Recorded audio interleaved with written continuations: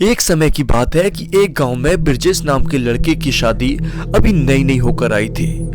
ब्रिजेश की शादी जिस लड़की से हुई थी वह लड़की ब्रिजेश को बिल्कुल भी पसंद नहीं थी, पर घर वाले जबरदस्ती उनकी शादी करवा देते हैं। फिर एक बार ब्रिजेश के घर ब्रिजेश के कुछ यार दोस्त आने वाले होते हैं, तो वह अपनी पत्नी पिंकी से बोलता है, सुनो पिंकी, मेरे दोस्त आज मेरे घर आ रहे हैं, इसलिए तुम घर से बाहर मत निकलना। मैं नहीं चाहता कि तुम्हारी बदसूरत शक्ल कोई मेरा दोस्त देखे। जी ठीक है, मैं नहीं निकलूंगी घर से बाहर। जिसके बाद ब्रिजेश अपने दोस्तों से मिलता है और फिर सभी दोस्त वहां से चले जाते हैं। क्या हुआ पिंकी, खाना पीना कुछ बनाओगे या बस ऐसे ही खड़े खड़े दांत दिखाती रहोगी? जी खाना बनकर रेडी है, बस मैं अभी खाना लेकर आती हूँ। जिसके बाद पिंकी खाना लेकर आती है। जिसके बाद ब्रिजेश बैठकर खाना खा रहा होता है कि तभी सब्जी में नमक ज्यादा हो जाने के कारण पिंकी पर बहुत ज्यादा गुस्सा करने लगता है।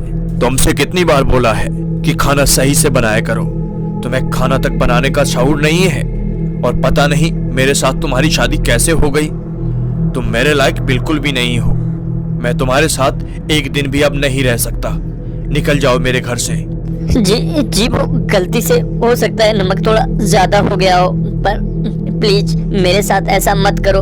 मैं आपकी हर एक बात मानने को तैयार हूँ, और मेरा आपके सिवा कोई और है भी तो नहीं जिनके पास मैं चली जाऊंगी। मैं कुछ नहीं जानता, मैं तुम्हारे साथ अब एक पल भी नहीं रह सकता। अब निकल जाओ मेरे घर से।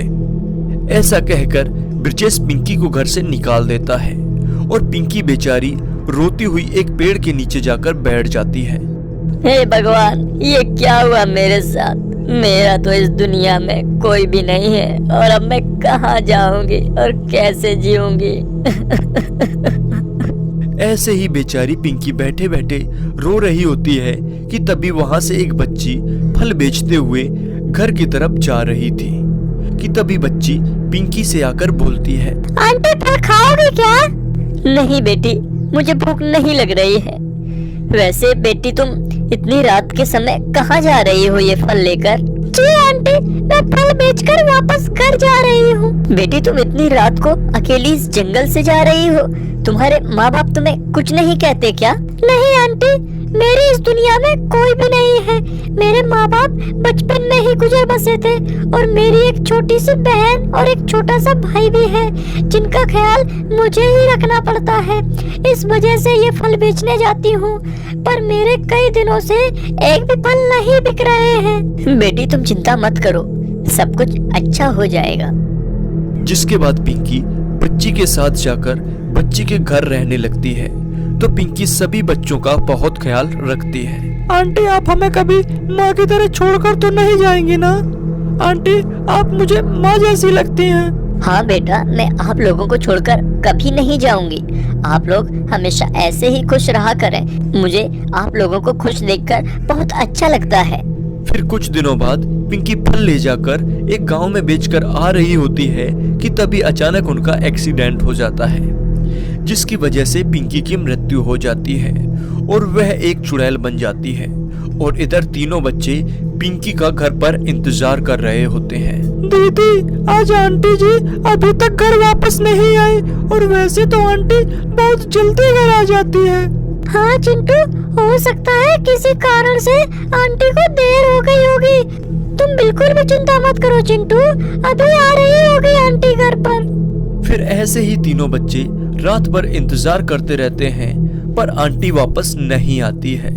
दीदी, आप तो बोल रही थी आंटी आ रही होंगी, पर आंटी तो आ ही नहीं। दीदी, मुझे बहुत याद आ रही है आंटी की। चिंटू, तुम बिल्कुल भी चिंता मत करो, मैं अभी पता लगाती हूँ कि आंटी कहाँ पर है। दीदी, अगर आंटी नहीं आई तो हम क्या करेंगे? फिर हमें कौन खाना बनाकर खिलाएगा? और आंटी हमसे कितना प्यार करती थी ना। इधर पिंकी एक चुड़ैल बनकर चिंटू की बात सुनकर सोचने लगती है, बेचारा चिंटू मेरे बिना नहीं रह पाएगा, उनका कोई ख्याल रखने वाला भी तो नहीं है। मुझे फिर से पिंकी का रूप धारण करके जाना ही पड़ेगा, नहीं तो सबके सब बच्चे बेचारे ऐसे ही हमेशा परेशान रहेंगे। ऐसा सोचकर चुड़ैल फिर से पिंकी का रूप धारण करके घर वापस चली जाती है। आंटी आप हमें छोड़कर कहाँ चली गई थी? हम आपको रात भर कितना मिस किए थे। माँ आप ऐसे हमें छोड़कर मत जाना प्लीज। हाँ बेटा, तुम बिल्कुल भी चिंता मत करो, मैं कभी भी तुम लोगों को छोड़कर नहीं जाऊंगी। मुझे रात में एक बहन ने अपने घर पर रोक लिया था, इस वजह से मुझे आने में देर हो गई। आज के बाद कभी भी बिना बताए कहीं मत जाना प्लीज, और हमेशा हमारे साथ ही रहना आंटी।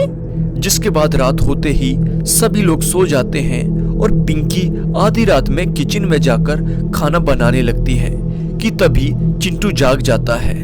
आंटी कहाँ हो आप? मुझे बहुत तेजी से प्यास लग रही है। आंटी कहाँ हो आप?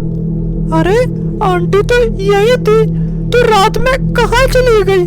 जिसके बाद चिंटू अंदर किचन में जाकर देखता है तो पिंकी का चुड़ैल रूप देखकर बहुत ज्यादा डर जाता है और चुपके से जाकर फिर से सो जाता है।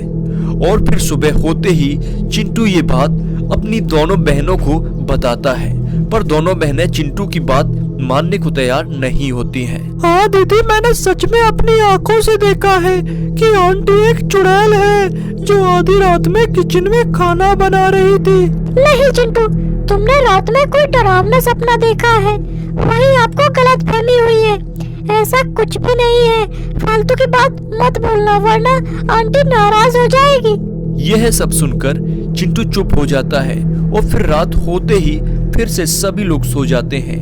जिसके बाद आधी रात में चुड़ैल फिर से किचन में जाकर खाना बनाने लगती है कि तभी चिंटू जाकर किचन में पहुंच जाता है और किचन में चुड़ैल को देखकर बोलता है, चुड़ैल जी, आप मेरी आंटी नहीं है, आप तो चुड़ैल हैं।